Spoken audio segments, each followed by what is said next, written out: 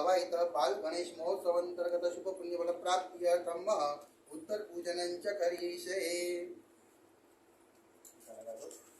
ओम महाश्रीखं चंदनं दिव्यं गंधाद्येषु मनोहरं विलेपनं सुरश्रेष्ठ चंदनं प्रतिगृह्यताम् गंधद्वारां दुराधर्षां नित्यपुष्टां करेशिणीं ईश्वरीं सर्वभूतानां कामिहोपवये श्रियं। भगवान को भोग अर्पण कर दीजिए।